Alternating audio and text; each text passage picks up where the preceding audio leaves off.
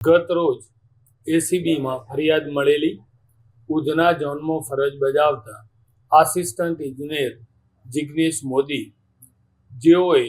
ફરિયાદીને પોતાનું પાણી અને ગટરના જોડાણનું જે કામ હતું એના અવેજ પેટે 45,000 રૂપિયાની લાંચની માગણી કરેલી, જે 45,000 રૂપિયાની લાંચની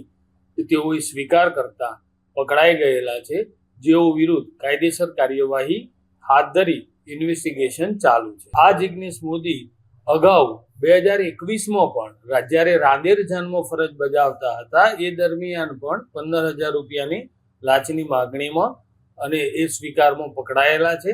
જે કેસ હાલ કોર્ટમાં પડતર છે। આ બંને જે લાંચ છે જે અગાઉ હતી એ પણ અને અત્યારની પણ એ પાણી અને ગટરનું જે જોડાણ હોય છે એનો જે કામો છે એ જ કામ રાંદેર ઝોનમાં પણ કરતા હતા અને અત્યારે ઉધના ઝોનમાં પણ કરતા હતા। આમાં બંને સિમિલર કામના ભાગરૂપે જ એમણે ગેરકાયદેસર લાંચની માગણી કરેલી છે અને એ બંને વખતે એ રીતે જ પકડાયેલા છે। આ જિગ્નેશ મોદી એ એમનો હાલનો પગાર છે 1,70,000 રૂપિયા અને તેઓ લગભગ 2028માં વયનિવૃત્ત થાય છે। હા, અમે આ બાબતે ટૂંકમાં ખૂબ ગંભીરતાથી લઈએ, બીજી વાર પણ પકડાયેલા છે